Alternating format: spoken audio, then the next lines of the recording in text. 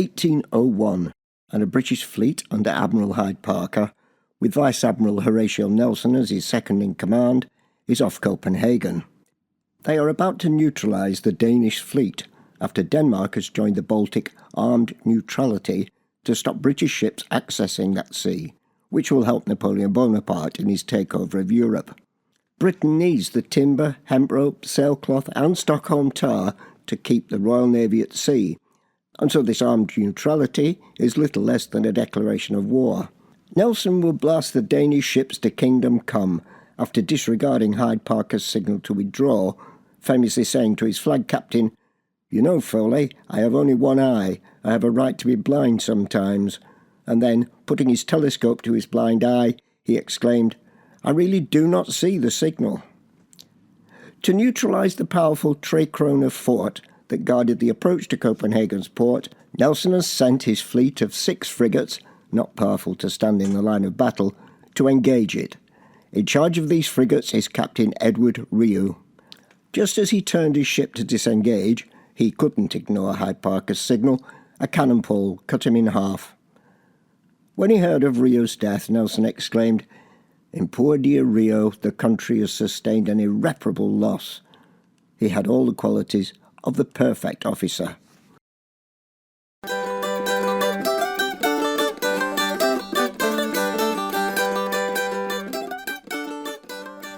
Edward Riou, born 1762, was the grandson of French Protestant Huguenot émigrés.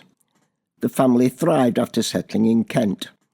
His father was a captain in the Grenadier Guards, and Edward's elder brother followed his father into the army, Edward himself taking the route favoured by many second sons of a career in the Royal Navy, entering at the quite usual age of 12 and serving for a while at least on the Newfoundland station.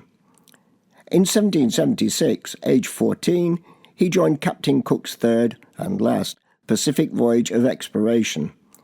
2 ships left England, Cook's Resolution, and a consort vessel, Discovery, Captain Clark, with Riou as one of Clark's midshipmen.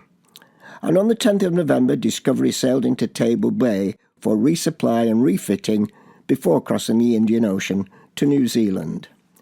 And we have the following tale by Alexander Home, master's mate in Discovery.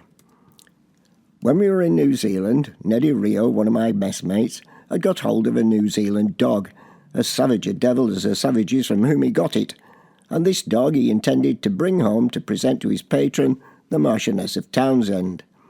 But one day, when Neddy was on shore on duty, a court-martial was held on the dog, and it was agreed, nem. con., that as the dog was of cannibal origin and was completely a cannibal itself, having bit every one of us and showing every inclination to eat us alive if he could, that he should be doomed to death and eat in his turn, we being short of fresh provisions at the time.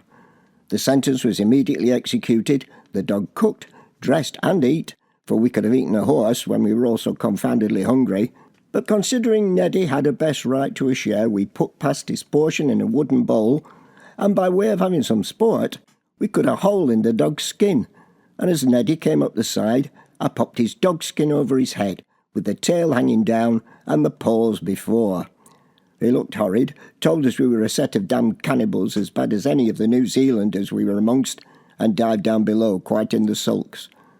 I'd locked up his share and went down after him to see if hunger would overcome his delicacy, and sure enough, after growling, grumbling and swearing a reasonable time, he looked at me very woefully and says, "Damn you, did you not ever leave me a share?" "That I did, Neddy, my boy," says I, "and here it is for you." So poor Riou munched up his dog, cursing all the while, as heartily as we were laughing at him. Ah, those were glorious days. Edward was there when his captain was killed in Hawaii on the 14th of February 1779, but I can't trace exactly where he was, on one of the boats, on a ship, or at the shore base on the other side of the bay. This was, of course, something that had a huge effect on all members of the expedition. But one thing we can see from Riou's time in the Pacific is his own development as a surveyor under the tutelage of Cook. Here, for instance, is his chart of Nootka Sound, Vancouver Island. You can see all the detail, including depths. Here's Edward's chart of Avatscha Bay in Kamchatka, Again, notice the detail. At the top of the chart, Edward made a sketch, noticing the native with the fishing spear, a navy officer making notes, and the marine between the tents, which are portable observatories loaned by the Royal Society. This was a scientific expedition above all. Returning home via Simonstown, he arrives back after more than 4 years away. He is now a young man of 19, well-rounded in his profession, and is recommended for promotion. Taking and passing his lieutenant's exam on the 19th of October 1780, he is quickly commissioned lieutenant and sent to the West Indies on the 14-gun brig sloop HMS Scourge. All experienced seamen are needed as Great Britain is at war with the fledgling United States. But the West Indies was a death trap for many people, not because of the hostilities, but due to illness, and Riou became ill. Yellow fever, commonly called Yellow Jack by the sailors, killed many more than ever died in battle. 37% of all sailors and marines died of illness in 1780. The West Indies simply had a notorious reputation for being the 18th century seaman's graveyard. Edward did, of course, survive his illness, being sent back to England and to the Royal Naval Hospital at Haslar, Portsmouth. It was 1783 before he could return to duty, joining the Portsmouth guardship HMS Ganges, which was generally considered an easy posting, until being put on the beach on half pay as the war with the United States came to an end. On the guardship, he was described by a seaman as being a strict disciplinarian and with a fanatical regard for cleanliness, something that he undoubtedly picked up from his time on the Cook expedition. It would be 2 years before his return to sea on the 50-gun HMS Salisbury for the Newfoundland station, and then it was back again on half pay. Somehow he gained the patronage of the Marchioness Townshend, and with her help obtained the command of HMS Guardian in April 1789. On the face of it, the Guardian was a formidable warship with 2 decks of cannon, 12 and 18-pounders. She was 140 feet in length, 37 foot 9 in the breadth, and almost 900 tons burthen. One of 20 Roebuck-class fifth rates, she was built at Robert Bateson's yards on the Thames at Limehouse and launched in March 1784. One of her sister ships was HMS Serapis, which may be of interest to Americans here, as she was defeated in Battle of Flamborough Head on the east coast of England by the Bonhomme-Richard, captained by John Paul Jones, now celebrated as the father of the US Navy. But under Riou's custody, Guardian was not to be a warship, and here's where Edward's path crosses again with his former commander, Captain Cook. On Cook's first Pacific voyage, 1768 to 71, he landed on the east coast of Australia and claimed it for Great Britain. The key natural philosopher, or scientist, aboard, a man who'd part bankrolled the mission, was Joseph Banks, a botanist. He was now president of the Royal Society and promoted the settlement of Australia, initially as a penal colony, saying that it was not to be doubted that a tract of land such as New Holland, which was larger than the whole of Europe, would furnish matter of advantageous return, and that Botany Bay, initially called Stingray Bay, was the most eligible place to settle. Until the United States won its independence, convicts had been sent across the Atlantic, but that was no longer an option. So for a number of years, convicted criminals had been housed in hulks, old and redundant warships. Now they would be sent to the far side of the world and develop this promising land. But Banks was wrong about Botany Bay. It proved inhospitable, and the settlement quickly moved a few miles to what was named Port Jackson on the edge of a great natural harbour. It's now the city of Sydney. The First Fleet, as it was called, consisted of 12 ships that carried 582 male convicts, 193 women and 11 children, and with ship's crew, marines and officials, over 1,000 people began their new life in a strange land.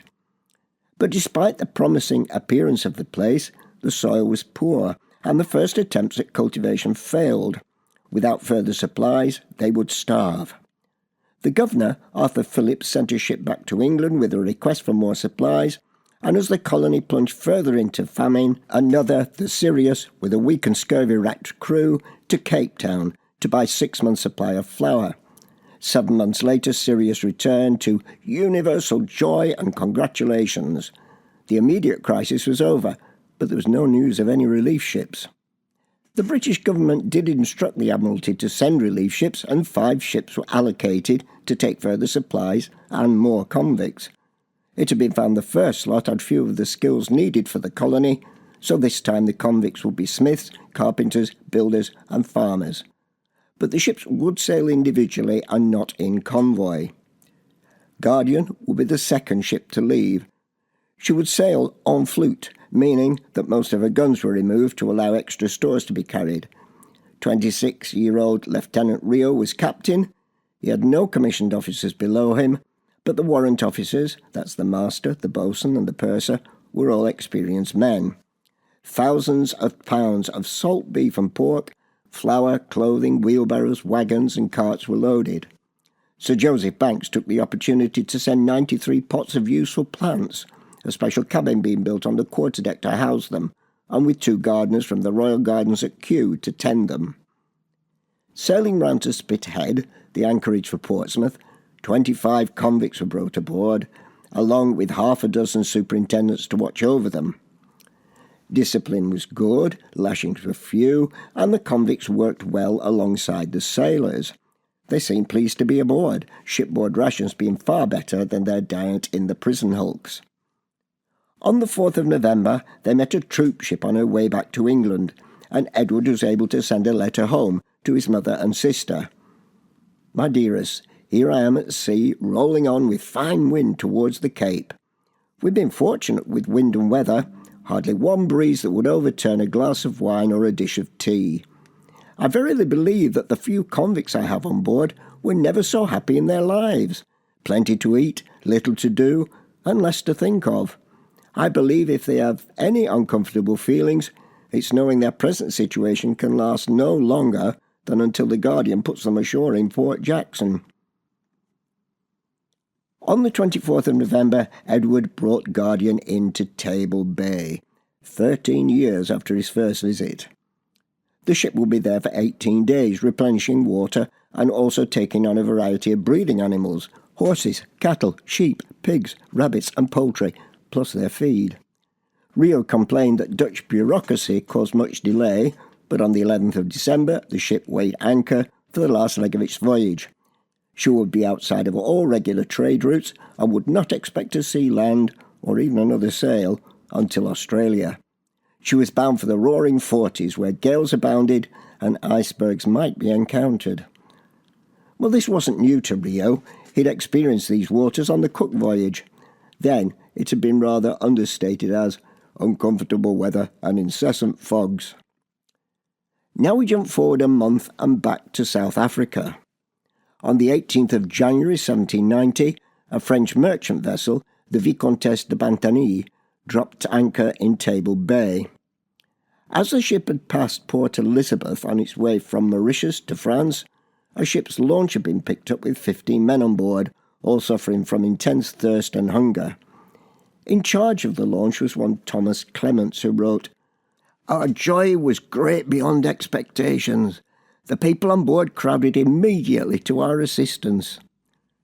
Well, these survivors from shipwreck were landed at Cape Town, and Clements took a letter to the Dutch governor of the castle for onward transmission to the Secretary to the Lords of the Admiralty in London.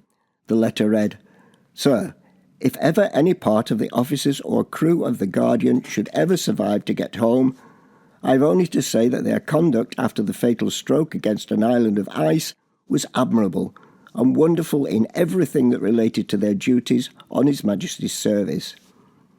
As there seems to be no possibility of my remaining many hours in this world, I beg leave to recommend to the consideration of the Admiralty a sister, who, if my conduct and service should be found deserving of any memory, their favour might be shown to her, together with a widowed mother. I am, sir, remaining with great respect, your ever obedient and humble servant, E. Riou." Well, it wasn't till mid-April that the news reached England. 3 months it took. But then the London Times of 24th of April ran the story of the loss of the Guardian, and Edward's mother and sister began to grieve. But that news was already out of date because 2 months before, the Guardian, a shadow of its former self, appeared off Table Bay. With jury-rigged masts, odd scraps of sail, and large cables streaming behind to allow some measure of steerage as it had no rudder, it was flying an upside-down ensign as a distress signal. Sitting low in the sea, a steady stream of water was gushing from the pumps as boats came from shore to pull her in. The first thing for Edward was to write to the Admiralty, "Sir, I hope this will reach you before any account can be given of the loss of His Majesty's ship Guardian."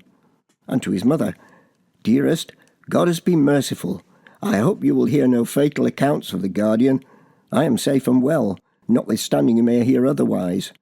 Join me in prayer to our Saviour, who's hung over my ship for 2 months and kept our dear son safe, to be, I hope, thankful for almost a miracle. I can say no more because I'm hurried as a packet ship sails for Europe this afternoon."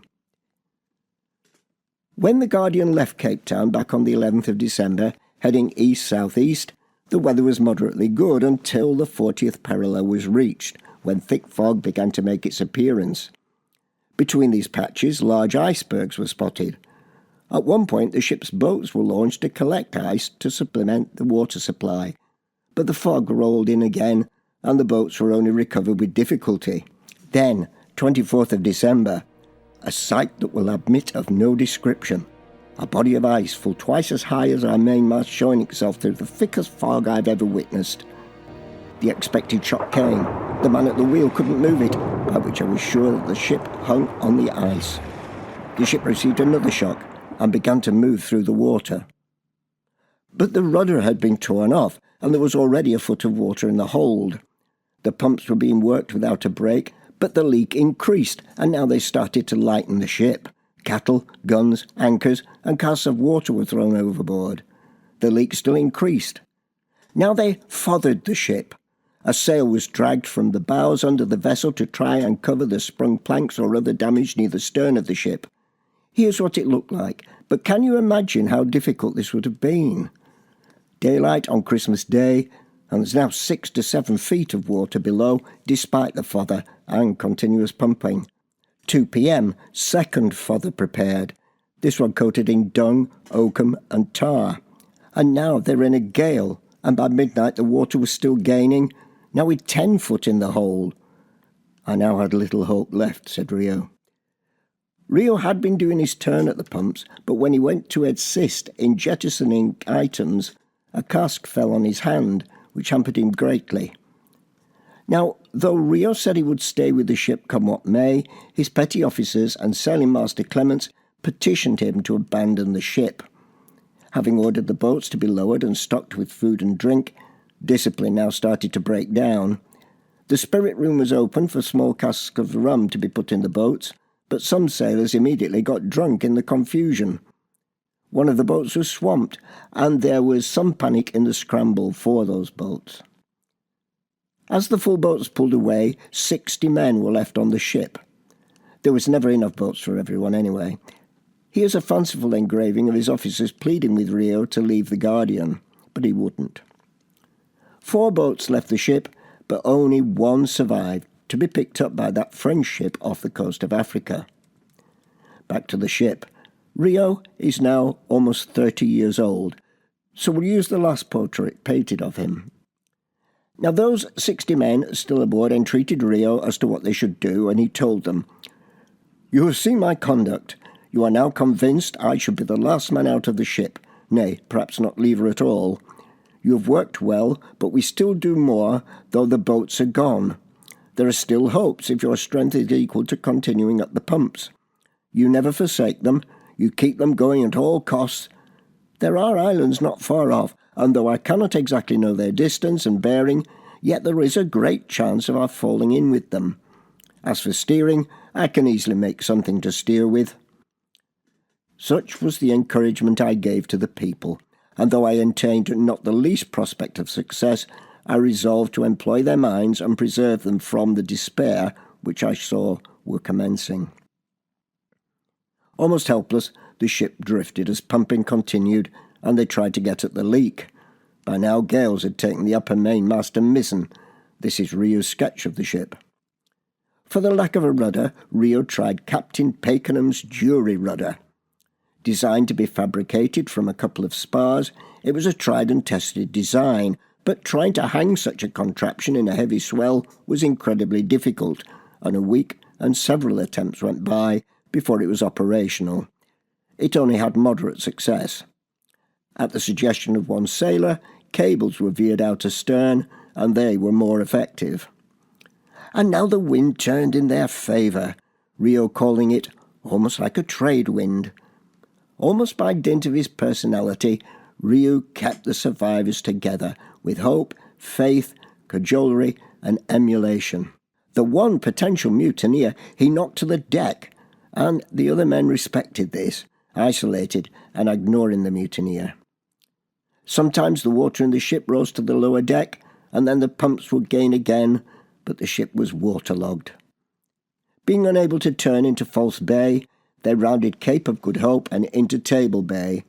Flying the upside-down ensign, a recognised distress signal, boats came out to help tow Guardian towards the shore and brought an anchor to the ship to allow it to moor up. Riou had done it, saved his men and his ship. Well, not quite. The Guardian was still taking on water and needed pumping daily. And this is where this story connects with another tale that you might well know of. One of the men who came from shore to help, John Fryer, had been in Cape Town for a week or so, having arrived from Batavia, now the city of Jakarta, after surviving an amazing open boat voyage with Captain William Bligh, after the infamous mutiny on the Bounty in the Pacific. Bligh had arrived in Cape Town and left some time before, leaving his men to make their own way back, unlike Riou, who would send most of his men home first after attending to their care in the Cape. Though Fryer had remained loyal to his captain, Bligh vilified him, whereas Riou thought him a good, honest, plain man, which likewise says something about Bligh's own character. Back to the Guardian. Though it seemed that the ship might now be saved, Table Bay is very open, and in a storm on the 12th of April, her cable parted, and Riou had her driven ashore. Here she was stripped of everything of value, including all the stores that were still aboard, and the hull put up for auction. As Edward put it, the Guardian will never swim again. It was a sorry end to his ship. Meanwhile, back in London, Edward's mother and sister, at home at number 11 Bentinck Street, were overjoyed when Lord Hood called to tell them that Edward was safe. The news quickly spread. Edward was a hero. King George III declared that he had never received more real joy than on reading the letter from Captain Riou.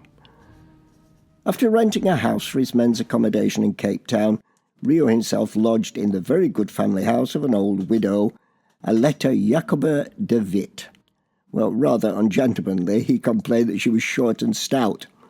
Her bulk, comparatively speaking, was nearly equal to a Dutch man of war. He complained to his family that he was growing fat, and that Cape society was of no interest to him, but here he would remain, bored and frustrated with Dutch corruption, for 8 months, attending to the disposal of the ship. One of his main concerns was the fate of the convicts, 20 of them, who'd manned the pumps on the stricken vessel. Was it right for them to remain as prisoners and kept under the brutal penal regime in Sydney? Edward had sworn to them that he would do everything in his power to obtain their freedom, and they did indeed receive conditional pardons. Provided they stayed on in New South Wales until the time of their sentences expired, they would be treated as free men. This meant that they could own land, create farms, and profit from the development of the colony. And we know that some thrived. One Richard Cheer was granted land, opened a butchery, and then an hotel. He married, had 2 children. Daniel Cubbett married, had 12 children, and died at the age of 63 in 1831. Henry Cohn ended up in Tasmania with a small farm where he too raised a family. Well, finally, Riou arrived back at Spithead, Portsmouth, aboard HMS Sphinx on the 13th of May 1791. The obligatory court-martial acquitted him of the loss of the Guardian, and he was quickly promoted to post-captain. After commanding 2 frigates in the West Indies, he was invalided home in 1795 and given charge of the royal yacht Princess Augusta in his convalescence. In 1799, Riou returned to active service with the Amazon, on which he met his unfortunate death at the Battle of Copenhagen. Luckier than Riou, William Bligh also fought at Copenhagen, as did John Fryer, the ex-bounty man who'd given sterling service to Riou at Cape Town. In St Paul's Cathedral, London, is a memorial to this excellent officer, but I think that Nelson's comment would have pleased Edward most and serves as a better epitaph. A good man and an excellent officer. The story of Riou and the Guardian was later used by Patrick O'Brien in Desolation Island, the 5th volume of his superb Aubrey Maturin series.